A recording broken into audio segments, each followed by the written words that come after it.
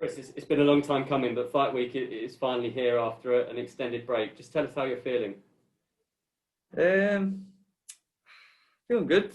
Feel dead more relaxed. I'm at a mellow. I've had a mellow week.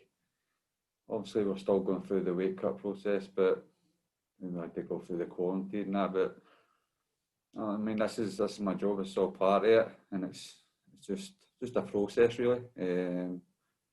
But I'm feeling good. I'm feeling good spirits. The weight's coming off nice. I'm excited to get in there on Saturday and put on a solid performance, a well-rounded performance. Just taking a look back at your last fight, you fought a former Bellator champion. What did you take from that experience? What did I take? Well, obviously I took great experience in fighting in a main event against a former champion, but I think it was a bit naive jumping at the chance to headline in a show. Was I ready to compete, especially against Brent, a guy who's such a high level fighter. So I just kept seeing the lights of Bungard main event. That was what was pushing me on. When realistically, I hadn't even trained really, and I was on holiday. And I had like 3 sessions before it, so they were all the signs that I should have. But I filled in for somebody, so I didn't want to be that guy to pull it after filling in. So and I just made the walk. I felt comfortable, great warm up. I was doing all right, and I hurt my elbows, nearly submitted them. So it's just one of the things, just a wee learning curve really, and I'll take the experience and we'll move on to the next one. You had a busy 2019 and early 2020. You fought 4 times in the space of 12 months. Yep. Do you thrive on being constantly active, or have you seen this extended break as an opportunity to reset? I love being active. 4 fights, that's probably isn't even enough for me. I'd probably like to do 5 in a year. But in the other side, the flip side, it is like the rest that gives your body time to heal up for what you put your body through every day as an MMA fighter. Everybody knows the knocks and niggles, aches and pains. So it was good to get a wee rest, but you're a fighter. You're still chatting at the bit. You want to be active. You want to fight. You want to compete. And obviously these days you want to make money, because the world we live in now is just, if you don't have money, you've not got shit. I mean, so I like the rest with healing up, but also I love being active. Like even from my amateur days, I'd fight so many times a year. It was unbelievable. So I think I'll want to fight as much as I can until the day I retire, probably. We know you as a fighter that brings a lot of energy to fight night, and the crowd really seems to respond to that. Have you prepared for a very different atmosphere on Saturday? So I was my teammate's corner in Abu Dhabi, and there was still a wee bit of an atmosphere. And then I watched the show on Saturday night in Milan, the first show, and I couldn't hear anything. And I was like, that's got to be interesting. I could hear the feet work in the canvas and the corner clear as day.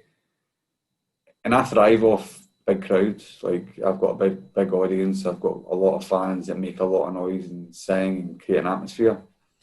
And I thrive off that. I walk out there, I look at the fans, I interact a wee bit. So it could play a factor. Obviously, when you're in there, your tunnel vision, you're focused on your opponent. But I don't know how the walk's got to be. That would be the interesting thing. The walk and hearing your announcer just announce you to an echo, basically. So it's definitely got to be interesting. So I'll give you my honest opinion after the fight. Jake Jones. Hi Chris, Jake Jones here. One question that is something that I think we all want answered. Bellator MMA have really got hold of the Scottish MMA scene at the moment, and there's no doubt that we can get a card made. We've got obviously yourself, Ross Houston, Chris Duncan, Robert Whiteford. So just how do we get Bellator Glasgow to happen? I don't know. I think we maybe need to pin the owners down and at knife point and make them sign a document. The Scottish way is obviously not a nice point, but you know what I mean. I don't know, man. I mean, I've been, since I came onto the scene in Bellator like in Channel 5 debut, I stole the show, and I've been, since that day, I've been begging for a Scottish show. Now I've got former world champions in Ross fighting MVP, Chris Duncan's on a tear, as you mentioned, Rob Whiteford, great last couple of seconds finish as well. We're all finished fights as well, and that's all you need really. Just tell the other rest of the card with your Irish, your Welsh, your English, and it'll sell out. I know for a fact my fans would sell that show out. Be it be the Hydro, the STC, any venue. You just have to take a little wee bit of faith on the Scottish fans, because they generate an atmosphere like no other. Like I'm in a big crowd every week. Well, I was before COVID. There's Celtic games, and I've got a lot of fans that like to bring an atmosphere. So, and I'm not the only one. So, absolutely. Well, I totally agree with you. Celtic fans always bring the atmosphere. And if there's a Bellator Glasgow event, will you be wearing the Celtic shirt around there to get the crowd going? Of course. I wore it out in Dublin, and it got a great reception. I would love to wear it in Glasgow, obviously, but only when the COVID's away. You're not got to go to Glasgow when it's an empty arena, because that would just be a waste. You've got to Glasgow when every seat is sold, and every seat would be sold if I'm on the card and a few of my teammates. Absolutely. So, talking about Saturday night, what's your prediction? How do you see yourself finishing the fight? I see myself finishing the fight with strikes, actually, with elbows, maybe a knee in there. Obviously, my opponent's a solid judo black belt, very athletic, southpaw, quite awkward. But I can see me hurting him, or taking him down, beating him up a bit, and him just breaking, and then me putting him away. If he wants to give me a submission, I like a submission, but I want to move about in the feet, get the strikes going a bit, and pick him apart, then see how the fight plans out there. You have 1,000 ways in your head that you think the fight's got to go, and sometimes it doesn't go that way. So that's the way I'd like it to go. Gareth?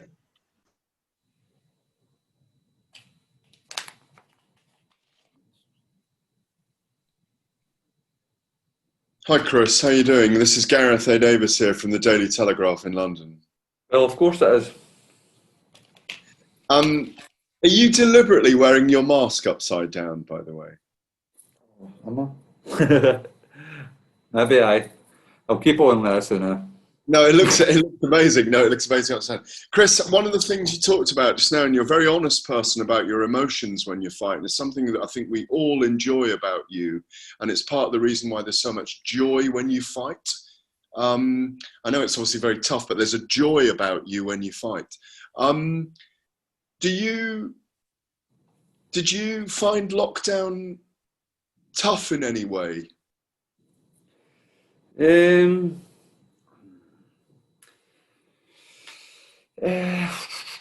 No, not really. Obviously, certain aspects there, but no, I'm quite strong-minded that way.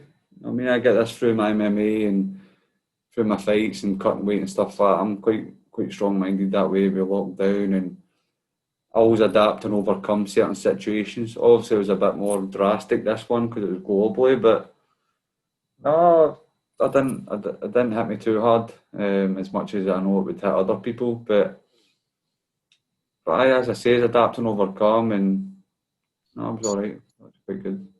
Yeah, because it's like the point Dan was making earlier on in the questions, that you were so active last year that, you being active is something that seems to suit you. And I completely agree with you. I think if you've got one target right now, it should be aiming to be the headliner when there is the first Bellator Glasgow event, because there's no doubt that you've got the character and the personality to carry an event like that, and I think bigger events get something more special out of you, don't they? Yeah, of course. I feel like I was born to be under the main lights, the bright lights, the main events. Like growing up through amateurs and in my first early pro careers, I was always the headline in shows in Britain and Scotland and England. So, and obviously one day you want to be in the big show with the big headline, and all the media's around about you, you're on the poster and stuff like that. I just feel like I'm a headlining act, kind of like a festival event. People would come and see the headline, you know what I mean? So I just feel like when the lights are on me, like I need that. I kind of need a big audience. I need the lights on me, and I need a wee bit of pressure on me. Putting pressure on me makes me train harder, but focus more on the fight. I know if I know there's a chance that I could lose a fight, then I'm going to be more switched on. I'm going to put a lot more effort and time into it, and sometimes I need that. You were very honest earlier on in this interview as well about saying that, you know, I was honest. Yeah, I know. But what I meant was you weren't masking anything in terms of when you watched the event on Saturday at the weekend. I was there working it. It was incredibly quiet in the arena, and that you have to watch yourself. You personally are going to be very present, knowing that it is a fight. There is no audience. There isn't that to feed off. And it sounds like you've made yourself very aware of that going into it on Saturday night. Yeah, because you need to be, if you know aware of it yourself and you can say it out loud, then when you get in there, you're maybe got to get a fright. Like, people can act a tough guy all they want and kid on they're bulletproof mentally, physically, like, but I just say it the way it is, and it could be a factor what going in there, like being so quiet and hearing everything. And I love a crowd. I can play to a crowd. I can interact with a crowd, and I can entertain a crowd. So if it's like a deadly silence and I can only hear, which maybe be a good thing, my coaches and stuff. But as I says, like I can only give you my honest opinion after I do it, because it'll be one of the things that you'll need to experience it firsthand. Andrew? Hi, Chris. You seem to be having a bit of look at the bookies this the past few weeks. I was wondering if you had any predictions or tips for anyone on the card this week. I'll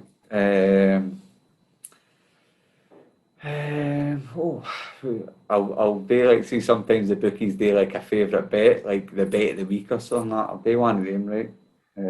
I'll bet, or I would go, if it was me, that is, I'd go, no, I can't touch that one. I've got conflict interest in a few of them and some friends in that, so I wouldn't want to pick that. But I don't know, I'd probably bet money in Charlie Ward knockout. No, obviously it's a big favourite probably. If he's got to win, it's probably got to be a big knockout, but probably that. I need to look at the card, to be fair. You can tweet it to me later. I really enjoyed your documentary, and going back over, there was one event where you came very close to taking a very different career path. Shooting that documentary and going over all those incidents, did that have any effect on your future at Bellator and what you wanted to go with your goals going forward? A wee bit, obviously, when I was younger, I didn't grow up to be a fighter, you know what I mean? I just kind of fell into it. I actually wanted to be a fireman. I don't know why, I just wanted to save people, and now I'm in a job where I want to hurt people. It's quite the Lion King and all that, I suppose. But no, like, obviously through my first fight, then I could see that I could make a living, and then it just swung my full life about. And how I wanted to live the rest of my life and what I wanted to do with it and stuff like that. And it just got me thinking a lot more on the future, basically, like home and the family and stuff like that. So I think it definitely, like my debut in the documentary, definitely changed my life definitely for the better, as you could see, because obviously I could have went down a lot darker road. Chris, this final question comes from Stuart over at Grassroots Boxing in London. You wanted to shout out your role with Chris's house. Given what's happening in the world, how important are these charities during the pandemic to offer advice and support to people who are suffering from mental health? And how involved have you been over the past few months? Well, thanks for that, Stuart, anyway. So yeah, so Chrissy's House, I'm an ambassador for a small organisation in Scotland, which is great to be massive actually. It's a charity funded organisation called Chrissy's House, which deals around about suicide prevention and people with suicidal thoughts and stuff like that. So it's run by a woman called Anne Rowan, who lost her son to suicide many years ago. So she's got hundreds of basically volunteer workers that are working round the clock. There's the only place in Scotland and Britain that are open 24/7. So I'm kind of an ambassador for them. I'm not a counsellor that, I just kind of appoint people in the right direction if they need to talk to somebody, or sometimes if I can lend an ear. But yeah, so Chrissy's House, obviously in this pandemic, a lot of people are alone and they're alone with their own thoughts, and sometimes that's where the trouble happens. So yeah, Chrissy's House there 24/7 on the clock. You can Zoom call, you can phone in. Obviously you can't go in there now because of what's going on, but they're doing wonders. They're saving lives. They've helped me. They're like a walking miracle. So if anybody's feeling down, especially in this pandemic and this time of the year, now Chris's House is always there. You're not alone. You can always speak to somebody, and tomorrow's a new day. There's always light at the end of a horrible day. Just hang on in there and just speak out. Talk to somebody. Talk to me if you need to. Drop me a DM. I'm not saying I'm a lifesaver, but I can listen and I can pass on your details or pass on to somebody that can really help you.